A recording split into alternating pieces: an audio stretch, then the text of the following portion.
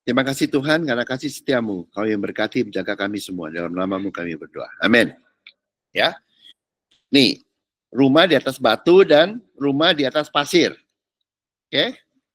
Kan udah tahu nih, Matius 7 ayat 24-29. Nah, sebut bacain ayatnya ya. Setiap orang yang mendengar perkataanku ini dan melakukannya, ia sama dengan orang yang bijaksana yang mendirikan rumahnya di atas batu. Jadi mendengar perkataan dan melakukannya. Terus apa tuh? Wah, pelayanan, sibuk, bakar gitu toh? Iya toh? Banyak orang pikirannya begitu toh? Maybe, I don't know. Kemudian turunlah hujan dan datanglah banjir, lalu angin melanda rumah itu. Tapi rumah itu tidak rubuh sebab didirikan di atas batu. Maksudnya di atas batu itu apa? Gitu loh ya. Tapi setiap orang yang mendengar perkataan ini dan tidak melakukannya, ia sama dengan orang yang bodoh yang mendirikan rumahnya di atas pasir. Jadi yang ada dua ya, yang batu sama pasir. Yang pertama adalah yang melakukan, ada lagi tidak melakukan. Jadi yang taat sama yang nggak taat. Oke. Kemudian turunlah hujan dan datanglah banjir, lalu angin melanda rumah itu sehingga rumah itu dan hebatlah kerusakannya. Jadi rumahnya roboh. Makanya waktu baca yang Lukas, kenapa jangan ambil barang di rumah? Rumahnya mau roboh loh. Ngerti nggak? Gitu. Dan setelah Yesus mengakhiri perkataannya, tentang jumlah orang banyak itu mendengar pengajarannya sebab ia mengajar mereka sebagai orang yang berkuasa dan tidak seperti ahli-ahli Taurat yang lain. Oke? Nah, lihat ya. Nih, setiap orang yang mendengar perkataanku ini dan melakukannya. Jadi maksudnya itu mendengar perkataan dan melakukannya apa? Artinya apa? Melakukan. Ya toh? Melakukan. Apa artinya kita harus sibuk melayani? Apa melakukan?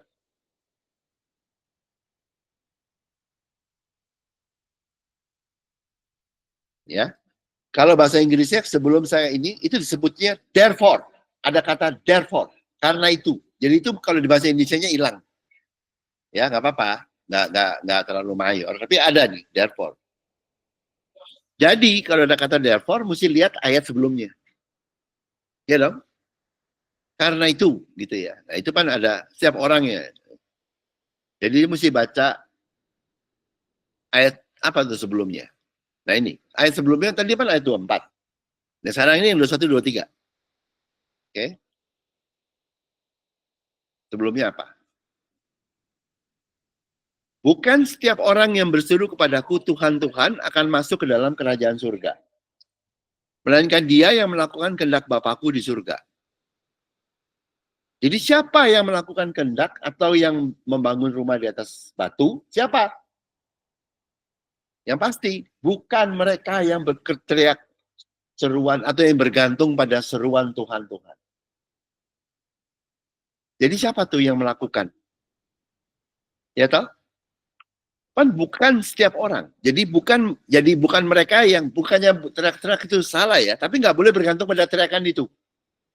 Tidak boleh bergantung. Nih. Ya. Tuhan. Ya, bukan mereka yang bergantung pada seruan Tuhan. Apalagi pada terakhir banyak orang pada Tuhan bukan kami bernubuat demi namamu. Siapa yang melakukan kehendak Bapa? Bukan mereka yang bergantung pada nubuatan dalam nama Tuhan Yesus. Bukan.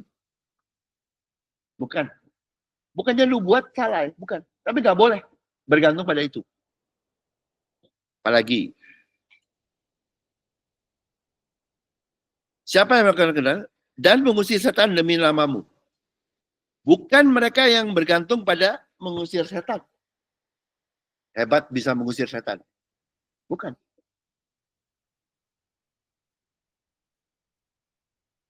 Mengadakan banyak mujizat demi namamu juga. Siapa yang melakukan kehendak apa? Bukan mereka yang bergantung pada mengadakan mujizat. Dalam nama Tuhan Yesus lagi. Nah, pada waktu aku akan berterus terang pada kamu, nyalah, aku tidak pernah mengenal kamu, nyalah daripadaku, kamu sekalian pembuat kejahatan. Who practice lawlessness. Berarti, ya, siapa yang melakukan kehendak Bapa, ya, bukan mereka yang bergantung pada hukum Taurat. Kan break the law. Semua ini kan adalah yang melakukan hukum Taurat. Kamu sekalian pembuat kejahatan atau kamu semua kalian yang gagal dalam hukum Taurat. Begitu loh maksudnya itu. Kalau kejahatan melanggar hukum Taurat. Ya, bukan mereka yang bergantung pada hukum Taurat. Karena di dalam hukum Taurat kamu semua jahat. Jadi bukan lagi. Nah, jadi siapa yang melakukan kehendak Bapa? Bukan mereka yang bergantung pada seruan Tuhan, nubuatan dalam nama Tuhan Yesus, mengusir setan dalam nama Tuhan Yesus, mengadakan mujizat dalam nama Yesus, atau melakukan hukum Taurat. Semuanya itu bukan. Oke? Jadi apa dong? Ya toh? Apa dong? Kan bukan. Lihat, Tuhan. Panggilnya Tuhan Yesus loh ini. Nubuatan dalam nama Yesus. Mengusir setan dalam nama Yesus. Mengadakan mujizat dalam nama Yesus. Ya, hukum Taurat.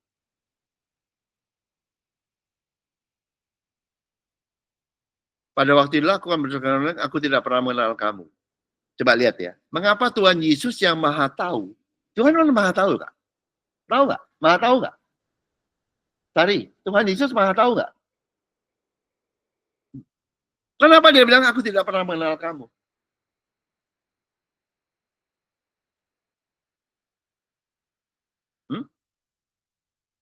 Karena Yesus tidak pernah pakai diri sendiri, termasuk ketuhanannya.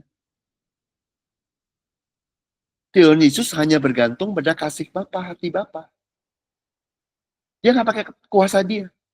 Dia pakai hati Bapa, dan di dalam hati Bapa, kuasa Bapa mengikuti kehendak Bapa dan kuasa Bapa mengikuti hati Bapa. Yang dia pakai kuasa Bapa. Jadi ya, dia nggak pakai kuasa diri sendiri. Nggak pernah pakai kuasa diri sendiri Tuhan Yesus. Nggak pernah. Dia hanya bergantung pada kasih Bapa atau hati Bapa. Dan pikiran Bapa dan kuasa Bapa mengikuti hati Bapa. Waktu dia bergantung pada hati Bapa, kuasa Bapa mengikuti Tuhan Yesus. Cukup nggak kuasa Bapa? Kalau Yesus nggak pakai kuasa Tuhannya, ada yang hilang nggak? Nggak ada. Ngerti ya? Jadi Yesus tidak pernah pakai diri sendiri, termasuk kemahatauannya. Jadi karena Yesus setiap menjalankan kehendak Bapa, Yesus tidak mengandalkan ketuanya sendiri yang maha tahu. Dia nggak pernah pakai. Makanya dia bilang, aku tidak mengenal kau. Tahu nggak? Bukan karena Yesus tidak maha tahu. Nggak pernah pakai. Lu kalau di film kungfu gitu ya, dia punya ilmu apa, tapi nggak dipakai gitu, lo tau nggak? Dia nggak pakai.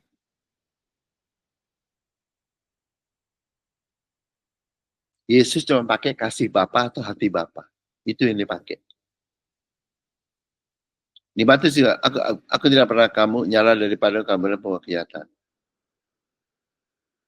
Ya. Karena begitu besar kasih Allah akan dunia sehingga ia telah menganak anak yang tunggal supaya setiap orang yang bisa yang tidak binasa mereka beroleh hidup yang kekal. Jadi siapa yang melakukan kehendak Bapa? Yang menerima hati Bapa yang mengasihi kita melalui anaknya. Seperti Yesus tidak pakai kemahatauannya, dia cuma pakai hati atau kasih Bapa. That's all. Lihat. Karena banyak di gereja, pikirannya untuk melakukan kehendak Bapa, saya berseru-seru, saya melayani, saya bermukjizat, saya bernubuat. Banyak melakukan kegiatan. Padahal begitu, ngomong ke Tuhan Yesus, berseru Tuhan, bukankah kami demi namamu mengusir setan, bernubuat, dan seterusnya. Tuhan Yesus bilang, gue gak pernah pakai diri gue loh. Gue gak pakai menonjolkan pengelayanan saya, Tuhan Yesus. Yang saya pakai menonjolkan adalah kasih Bapa. Itulah karena begitu besar kasih Allah akan dunia ini, ia telah memberikan anak yang tunggal. Setiap orang yang percaya kepadanya tidak binasa, melainkan beroleh hidup. Itu baliknya ke hati Bapa.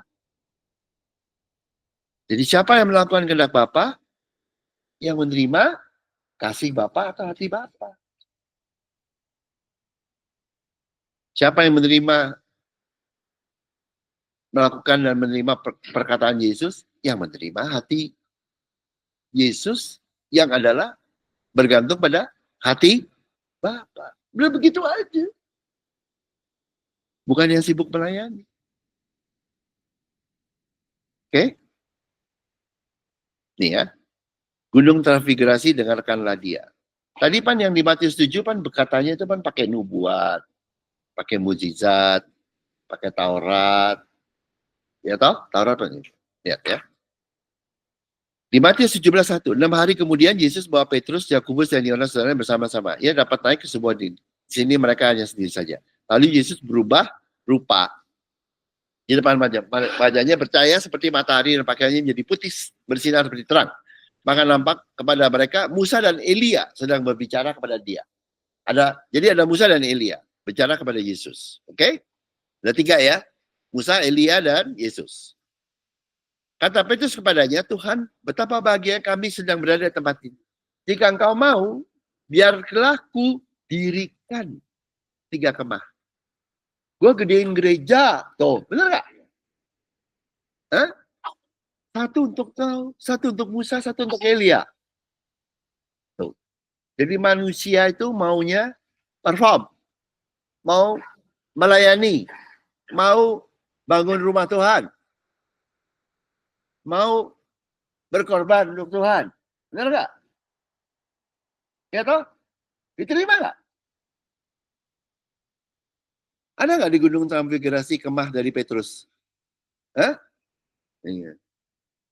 Petrus ingin bangun rumah bagi Yesus. Diterima ya, kita lihat ayatnya. Dan tiba-tiba sedang ia berkata-kata, turunlah awan yang... Jadi ini maaf ya, gue ganti aja. Waktu Petrus sedang ngomong dengan ngaco, gitu toh. Iya toh? Mau bangun kemah untuk Tuhan Yesus, Musa dan Elia. Yesus setingkat Musa dan Elia. Iya toh? Kira-kira kan begitu? Mau melayani, datanglah turun awan yang dalam itu berkata, inilah anakku yang ku kasih. Kepadanya lah aku berkenan. Dengarkanlah dia, singular. Bukanlah dengarkanlah mereka, termasuk Musa dan Elia. Dengarkanlah apa? Dia. Petrus harus mendengarkan Yesus saja. Tadi kan dia bilang mau bangun kemah untuk 3 toh.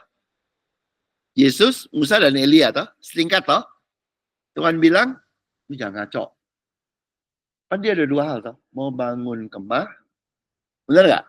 Yang kedua, mau bangun kemah untuk 3 pribadi yang dianggap setara. Yesus, Musa, dan Elia. Oke? Benar nggak? Tuhannya bilang apa? Dengarkanlah dia. Artinya apa? Pertama, nggak disuruh bangun tuh. Membangun rumah Tuhan. Nggak ada tuh. Kan disuruh dengerin. Tahu nggak bedanya bangun rumah, bangun kemah sama dengerin? Tahu nggak? Tahu nggak, Tony? Hah? Hah? Beda toh? Jadi Tuhan bilang, lu jangan sibuk melayani, dengerin dia. Lu jangan sibuk bangun kemah. Ngerti ya? Alias, lo tolak kemah lu.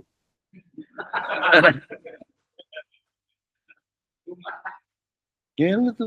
Berkorban, bangun menara doa, kirim hartamu. Makanya di gereja agamawi ada ini cuma hancur dan hancur. Hancur sekali atau hancur 2 kali. Hancur pertama adalah duit lo habis. Oh, jadi rumah doa. Ya toh? Atau habis dan habis. Selain duit lo habis, badan lo sekalian habis. Pilihannya cuma 2. Itu yang namanya nabi palsu tuh gitu tuh. Berkorban untuk Tuhan. Bangun, berikan yang terbaik untuk Tuhan. Yang terbaikmu juga elek kok. Yang terbaiknya kita masih welek. Kain compang-camping. Ini ya. Yang kedua, dengarkanlah dia. Karena dia kan bilangnya Musa, Elia, sama Yesus toh. Tuhan bilang, yang dua ini satu aja. Iya atau enggak? Jangan dengerin ajarannya Musa. Dengarkanlah Yesus. Kan ada Musa dan Elia. Dengarkanlah Yesus. Artinya apa? Bodoh teng sama Musa, ngoceh apa dia tuh? Bodoh teng sama Elia. Benar nggak ya? Benar nggak? Ya enggak ya, benar nggak? Ada 3 orang nih. Dengarkanlah dia. Dia tuh satu orang, Yesus. Yang lain dengerin nggak? Enggak. Kalau dicuekin boleh nggak?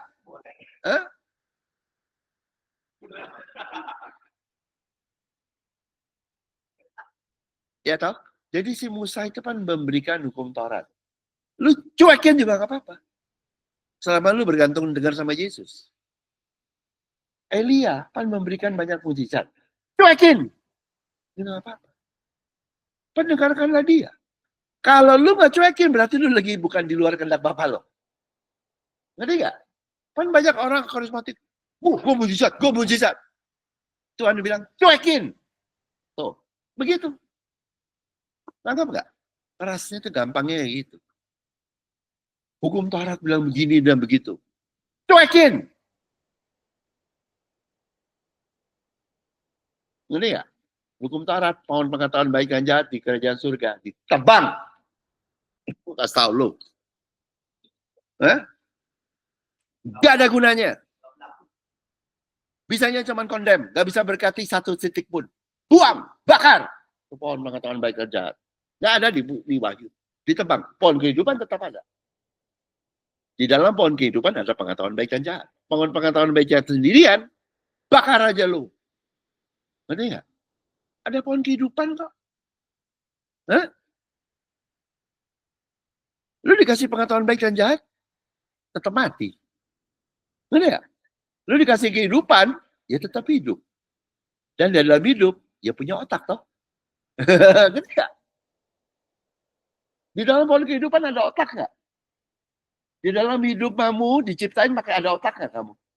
Ya udah toh, nggak perlu pohon pengetahuan baik dan jahat toh. Makanya dipotong di Wahyu itu nggak ada. Itu yang manusia andalkan untuk jadi hebat. Jadi itu ini ya. Mendengar itu turunlah muridnya, mereka sangat ketakutan. Lalu Yesus datang, berdirilah, jangan takut. Takut ya. Oke. Ketika mereka mengangkat kepala, mereka gak lihat kecuali Yesus seorang diri. Tidak ada lagi Musa. Musa, kemana? Bodoh, gue cuek. Gak peduli itu. Elia, yang sering kasih KKR, gak ada tuh, gak peduli itu. Nothing. Zero value. Tahu nggak? Cuma Yesus. Hebat nggak? Jadinya tuh di dalam Yesus itu, Yesus ditambah Taurat, bakar Tauratnya nggak apa-apa kok. Bener nggak? Yesus ditambahin karunia mujizat kayak Elia, bakar orangnya, pindahin aja. Karunianya nggak perlu. Yesus cukup. Itu maksudnya. Bagaimana dengan dia? Dia kan banyak mujizat. Bodoh teng gitu loh. Tahu nggak? Dia ahli Taurat, teologinya PhD. Bodoh teng gitu loh, tahu nggak? Itu yang ngomong Tuhan, bukan gua. Dengarkanlah dia. Guru besar Taurat siapa? MUSA. Guru besar mujizat siapa? Elia. Guru besarnya. Tuhan bilang, jangan usah dengerin Elia. Lu dia. Karena di dalam Yesus itu udah lengkap semuanya. Ya, lengkap ya?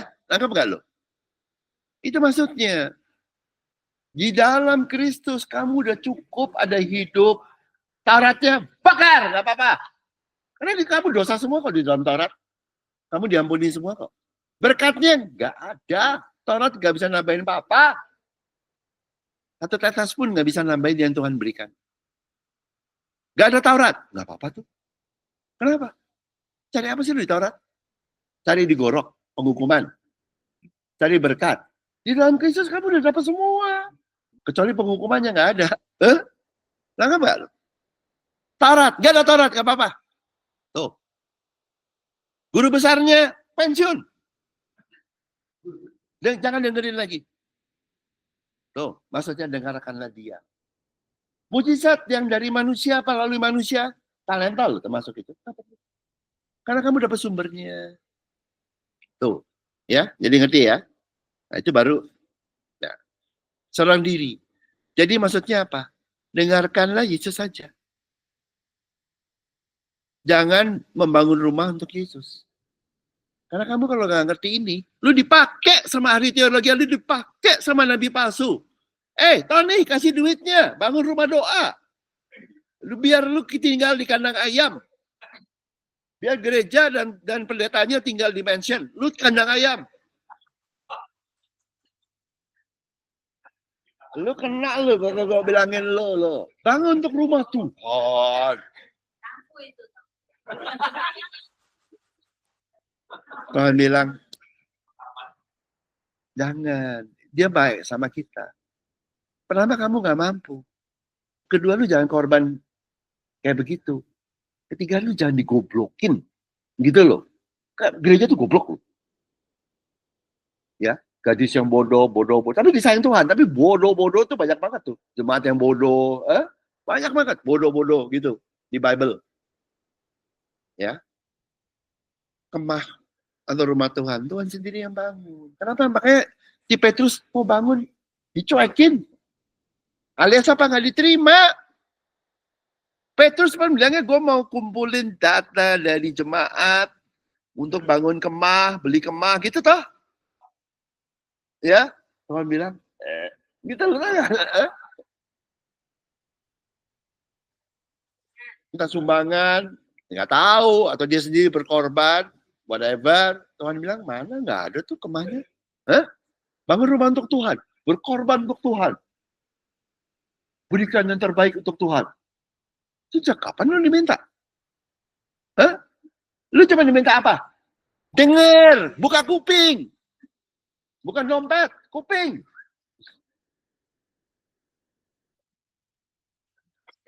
Nah, ini baru lu ngerti rumah di atas batu dan di atas pasir gitu loh. Yang batu tuh yang pakai dengerin, yang pasir ya yang macam-macam itu. Ya, tiap orang yang melakukan ini dan melakukannya, ya sama dengan bijaksana. Di Bible nggak disebut pinter, disebutnya wisdom, bijaksana. Ya, di Perjanjian Lama dijelaskan Mak Salomo karena bijaksana jadi kaya dan umur panjang. Ya toh? Modalnya bijaksana loh, mintanya bijaksana loh. Enggak, Mbak? Itu. Gak ada yang disebut pinter loh. Enggak. Yang ada bodoh. Yang ada cerdik. Atau licik gitu loh. Si iblis. Pintar nggak ada. Bijaksana, yes. Nah itu yang bijaksana, dia bangunnya di atas batu.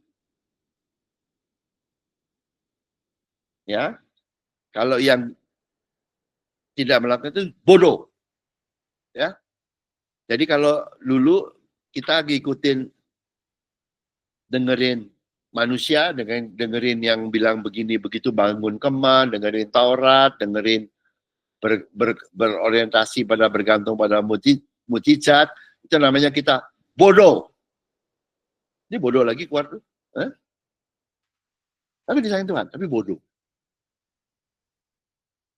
Yesus punya kuasa, ya, jadi kuasa. Karena di dalam kasih Tuhan ada kuasa. Nah, jadi apa maksud menekan begini? Apa harus sebenarnya? Ya tidak perlu. Lu ngelain apa? Bangun kemah. Ngelain apa? Sesuai mujizat seperti Elia. Ya toh? Enggak. Taurat. Yang mana? Dasarnya apa? Nggak ada. Apa harus sibuk melayani? Tidak perlu. Siapa yang bijaksana? Yang hidupnya bergantung pada hati dan kehendak Bapa melalui Kristus. Itu aja. Dia bergantung pada hati Tuhan.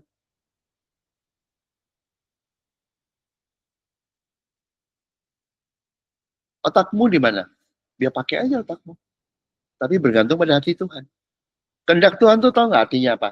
Tadi. Otaknya Tuhan. Lu bergantung, lu menerima hati Tuhan, lu dapat otaknya Tuhan. Dapat wisdomnya Tuhan. Wisdomnya Tuhan. Kamu bergantung namanya kamu bijaksana. Dan itu yang membuat Salomo jadi orang paling kaya. Yusuf juga. Dan membuat orang lain kaya loh. Dia sendiri kaya dan orang lain kaya. Dan happy. Itu. Yang menderita itu adalah yang bodoh, bodoh, bodoh. Oh, di mata Tuhan. Bener loh. Karena dengerin nabi palsu, dengerin agamawi, dengerin otak sendiri. Kalau yang bijaksana, enggak, diberkati. Punya rumah dan sepatu lagi. Sepatu yang dari Tuhan, rumahnya juga Tuhan yang bikin. Bener ya? Kalau yang enggak, yang kena, itu yang mana? Bodoh, bodoh, bodoh, gitu loh. Kenapa? Karena nggak pakai wisdom Tuhan, nggak pakai kehendak dengerin firman Tuhan atau wisdom Tuhan atau kehendak Tuhan, tak pakai agamawi semua atau otak sendiri. Itu namanya bodoh, bodoh, bodoh, gitu loh. Dan akibatnya apa? Hancur, hancur, hancur. Nih, ya, yang bodoh. Ya, jadi yang bijaksana, yang mereka yang bergantung pada hati dan kehendak Bapa tidak akan mengalami masa kesukaran besar. Alias happy, happy, happy. Yang bodoh, tuh, ia sama dengan orang yang bodoh. Ya, mereka yang bergantung pada agamawi, yang sibuk dengan pelayanan dan hukum Taurat. Kamu melayani, no problem. Jangan lu bergantung pada itu. Lu jangan dipikir, sekarang kamu mesti begini, sekarang wah saya yang membayar, saya yang memberi, wah saya memberi yang terbaik. Gue bilangin yang terbaik, gak ada. Yang terbaik dari kamu, ngaca, ngaca. Yang terbaik dari kamu apa? Dan yang bodoh itu akan hidupnya susah. Kenapa? Ya karena lu goblok. Tapi disayang Tuhan. Tuhan bilang, kenapa? Karena kamu goblok. Goblok apa? Lu kan siapa yang suruh lu dengerin nabi palsu? Siapa suruh lu dengerin pendeta agamawi? Siapa suruh lu lihat ahli teologi yang lebih pintar dari Tuhan Yesus? Gitu. Jadi kadang-kadang kenapa yang ngaku ya kamu? Makanya kalau doa, Tuhan saya goblok banget Tuhan. Because you are, man. Nggak apa-apa ngaku sama Tuhan goblok. Tuhan bilang, iya memang kamu goblok kok. Hah? Lu dengerin Yesus nggak mau, dengerinnya yang aneh-aneh. Lu pikir Yesus nggak punya PhD ya, jadi kasarnya nggak usah didengerin ya. Sarjana, dia kan bukan, Yesus kan bukan sarjana teologi ya. Aduh, itu. Bodoh, bener ini gue bilangin loh. Di Bible, bijaksana dengan kaya. Dan happy. Bukan pintar, bijaksana. Di tempat yang lawannya, bodoh. Bodoh dengan apa? Menderita. Masa kesukaran besar. Antara, ada dua pilihan. Habis atau habis-habis. Gitu. Loh, kalau di waktu Sodom Gomora, kalau orang Sodom dan istri Lot habis-habis. Harta habis, badan habis loh. Kalau si Lot, harta habis, badan enggak. Di tempat agamawi cuma ada dua pilihan. Habis atau double habis. Iya. Kalau di kerajaan surga, itu namanya di Bukit Karmel, di gunung, di taman. Bukit Karmel, taman Tuhan. Itu kayak si Abraham. Ngeliatin orang habis-habis itu. Tapi nggak kena. Abraham minta loh. Kalau bisa jangan kena tau. Tuhan bilang, kena tau. Dia kan pengen Sodom Gomora gak hancur loh. Berdua puasa gitu. Enggak lah, ada Abraham lebih pintar. Nggak sampai dua puasa begitu. Lu dua puasa juga gak didengar sama Tuhan. Karena dia akhirnya gak bisa kan. Kalau udah 50, kalau udah 40, kalau udah 30. Ya, ngerti ya? Ngerti ya? Nawar loh. Kata hancur. Murid Tuhan tidak bisa stop masa kesukaran besar. Tapi yang bisa murid Tuhan, lu jangan di sono. Jangan goblok. Sana, kemari ke abang gua. Gitu loh. Nggak, Mbak? Itu murid Tuhan. Gua bilang gitu. Gua ke Amerika ke teman gua bilang gitu. Gua kerjaan gua tuh ngapain? Kayak orang jualan di toko. Bukan jualan, apa itu pelayan di toko. Nawarin kue. Sama orang lewat. Mau nggak? Kue ini enak. Kalau cobain aja. Gratis kok. Kalau enak, enak. Ya minta lagi aja sama yang punya. Bukan gue yang bikin kok. Dia yang punya. Ayo kok, ambil aja. Gratis. Tuh, Kajian Surya kayak gitu. Murid Tuhan tuh. Bu, mau nggak nyobain yang gue udah nikmatin? Mau. Cobain. Habis itu suka, minta sendiri. Semau lu. Sebanyak lu. Sampai lu muntah-muntah juga boleh. Gitu. Tahu nggak? Itu kerajaan surga.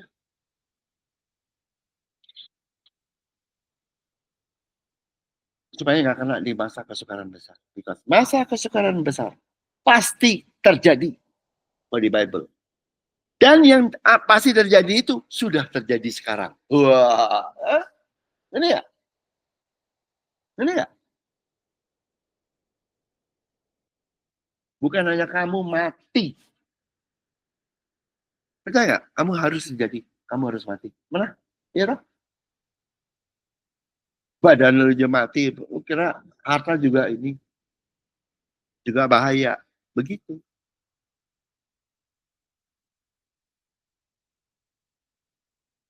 Oke? Tapi yang kita enggak. Jadi yang di pasir itu adalah yang bodoh. Yang bangun. Yang sibuk. Yang dia pikir gue bangunnya pakai ini. Kan bukan Tuhan yang bangun tuh rumah. Berarti yang bangun dia. Dia di pasir. Pondasinya apa? Pasirnya itu apa? Oh, gue pinter nyanyi. Gue pinter melayani. Gue pinter main gitar. Gue pinter khotbah. Oh, gue pendeta. Gue S3 lu. Gue doktrin. Itu tuh pasir-pasirnya tuh. Gue bilang, nanti ya, lihat ini. Air pada datang ambruk lu semuanya. Itu ngerti ya? Itu bedanya. Kalau batu kan satu kesatuan. Batu. Yesus aja. Udah. Tuhan bilang nih, hati Tuhan, dia berikan Yesus. Tuhan bangun rumah itu di situ. Kamu juga rumahmu di situ. Kalau pasir kan kecil-kecil lah. Gitu. Nih. Mereka yang bergantung pada hati Bapa, pasti ya, karena saya bilang ya, di dalam hati, pikiran, otak kita mengikut. Kuasa kita gitu. Tuhan yang sama. Di dalam hati Tuhan, otak Tuhan mengikut. Jadi waktu Sari terima hati Tuhan, Sari punya dua. Otak Tuhan dan otak Sari. Ini ya. Untuk beresin masalahmu. Kalau kamu nyerah, bilang aja. Nanti Tuhan bilang, oke Sari, otak gue sekarang yang beresin ya. Gitu loh. Jadi ya, otak Tuhan yang beresin masalah. You tahu nggak? You dalam hidup ya. You ada kekurangan toh? Ada mau something toh?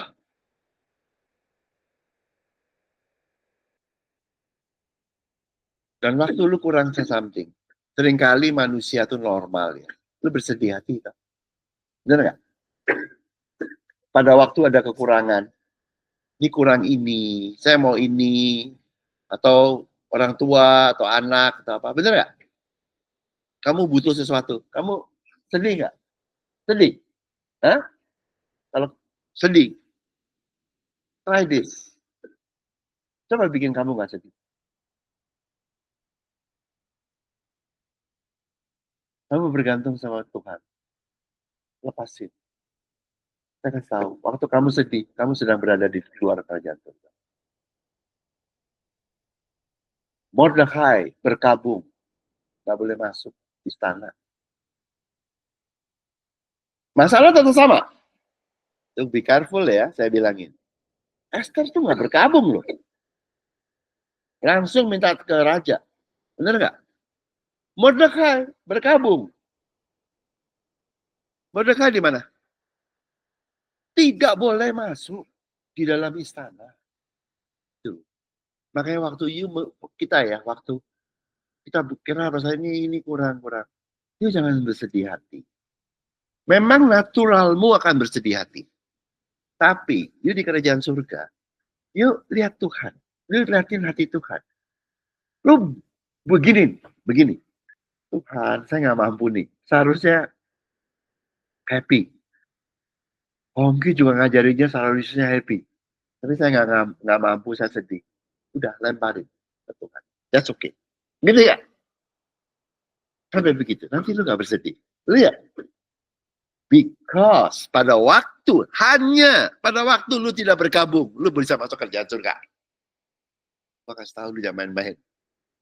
Lu bergabung, nangis terus. Ya lu nangis aja di luar. Itu benar. Is that serious? Tahu nggak? Mordekai tidak boleh masuk. Dan tidak bisa bicara ke raja. Yang bisa bicara hanya mempelai. Esther.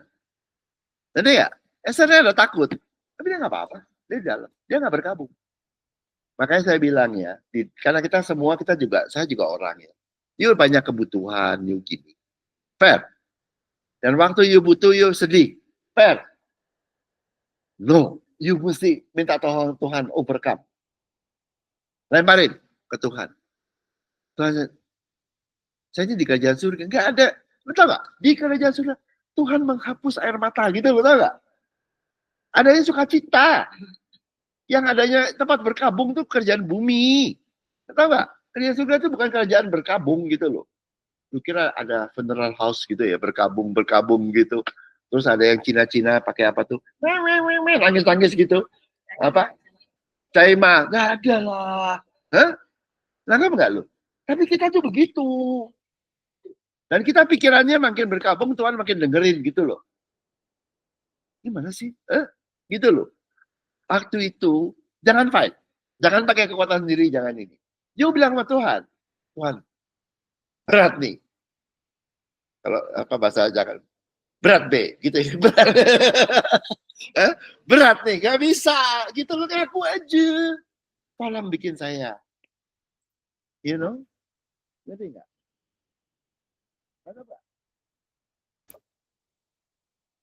Jangan teriak-teriak ya sama Tuhan.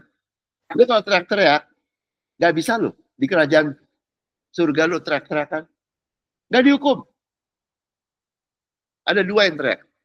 Satu yang si Pak John pernah korban, Bartimeus. Dia teriak-teriak. Tuhannya bilang, lagi teriak gak didengar. Mana ditanyain? Alias, waktu teriak gak didengar.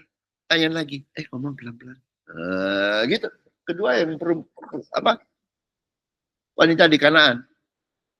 Di Syrophoenician women. Teriak-teriak. Enggak, tapi kita manusia begitu tuh. Udah kena problem, teriak-teriak kayak, aduh problemnya begitu berat. Tuhannya bilang, apa gitu loh. Tapi lepasin, ya ngerti nggak? Ini ngerti nggak? Mendengarkan dia tuh begitu. Gak usah teriak-teriak. Kamu dengerin. Kenapa lu banyak orang doanya gak dijawab? Ya lu lagi teriak-teriak terus sih. Hah? Ngerti nggak? Lu tahu nggak lagi teriak-teriak tuh di mana? Ya di luar, bukan di dalam. Kalau di dalam kan ngomongnya begini aja, pelan-pelan. Ya understand? Yang kedua, lu lagi sedih. Itu cash out. Minta, tapi jangan fight. Jangan bilang, Hongki bilang begini. Lu ngandelin Hongki. Gue gak boleh. Itu bilang sama Tuhan. Tuhan gua, take out. Apa jangan? Gitu loh, tau gak? Tolong saya. Gitu loh. Nanti kuasanya ikut. Karena itu hati Tuhan. Ya? Nanti ya? Dikira gampang ya? Karena gampang sih. Cuman, waduh. Agamawi itu udah ngerusak orang kayak orangnya. Dan makin lama berdoa, makin canggih, makin berdayu-dayu, makin teriak, makin melayani, makin diberkati. Mati lalu. No. Jadi siapa yang mendirikan rumah di atas batu, mereka yang bergantung pada ajaran Kristus. Simpel itu. Siapa yang mendirikan rumah di atas pasir, yang bergantung di ajaran agamawi. Agamawi kayak gitu. Ngandalkan seruan. Ngandalkan pelayanan hukum Taurat. Atau mengikuti hukum Taurat. Ngandalkan pelayanan Elia. Atau dia sendiri mujizat. Tuh. Ngandalkan tadi toh. Semuanya toh. Tuhan bilang enggak gitu tuh. Contoh lu bukan Musa lu. Contohmu bukan Elia. Gitu loh. Contohmu cuma satu anakku. Dengarkanlah dia. That's it. Itu rumah batu. Mau bangun rumah. I built the house for you. And by the way, yang dibangunnya namanya Kerajaan Surga. Itu rumah. Gede ya. Abrahamnya gak segede itu ya. Abraham keliling-keliling cuma Timur Tengah loh.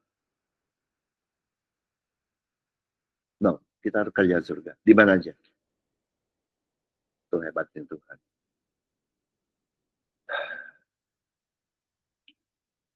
Jangan di pasir, capek lu. Hancur, bahaya. Mau kasih tahu lu, hidup tuh bahaya. Apalagi. Makanya kalau orang nih, yang dunia, bagaimana kalau perang nuklir? Kalau buat gue, ya lu perang aja salah nuklir. Gue juga bukan ngarapin, mana gue juga tahu. Mana bisa gue nyetop. Yang pasti gue gak kena. Udah gitu aja. Hah? Tahu juga enggak, nyetop juga nggak bisa. Gitu loh. Yang pasti gak kena aja. Udah gitu aja. Gak kena.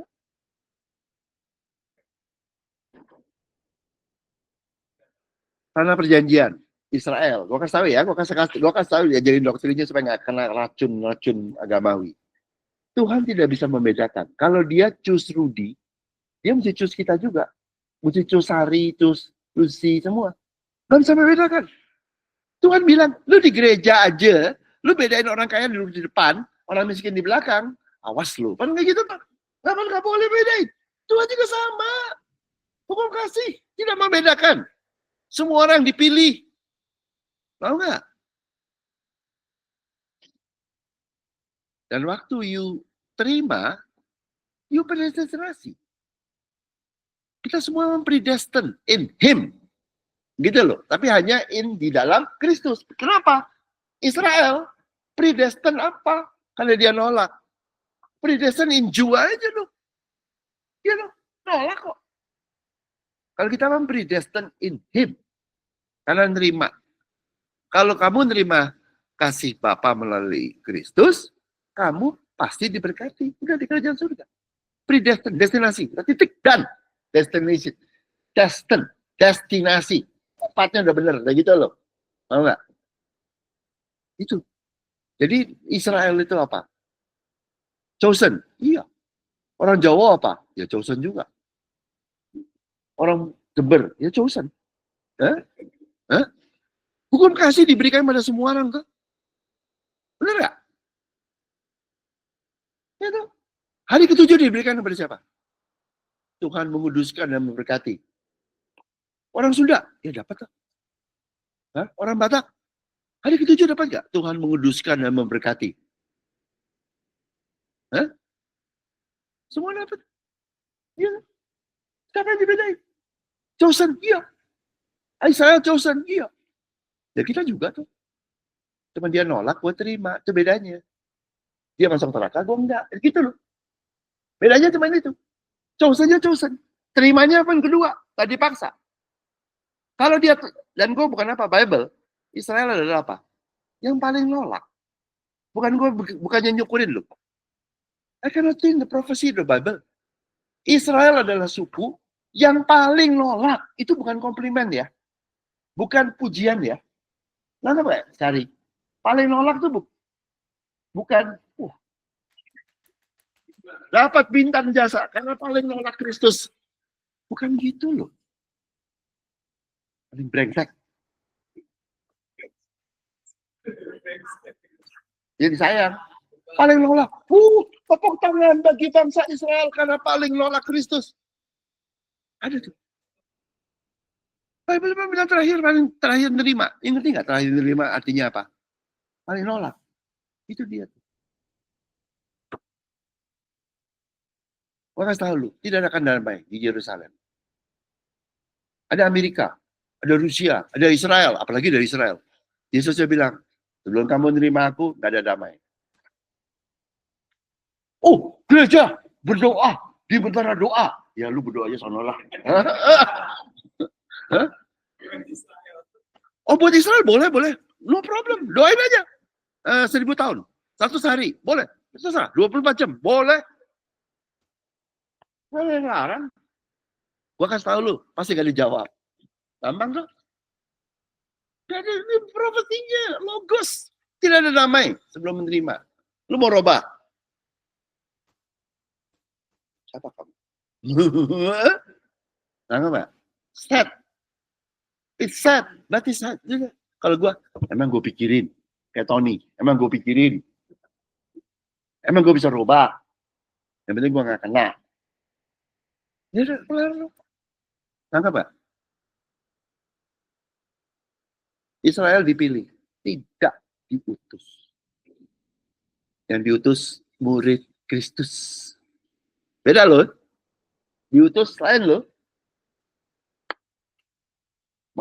Itu kan The Great Commission, Matius 28, pergilah jadikanlah semua bangsa muridku, diberikan kepada murid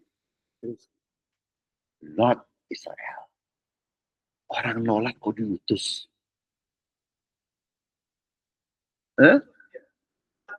Tuhan menghormati penolakan Israel. Ya sudah, mau apa?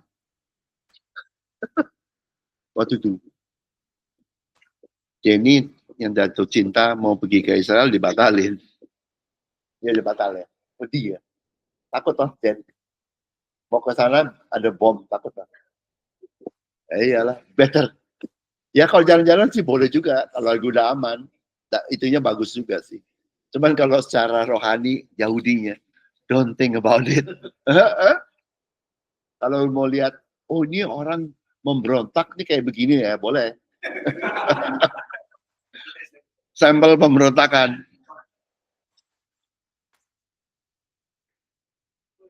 Iya, serius.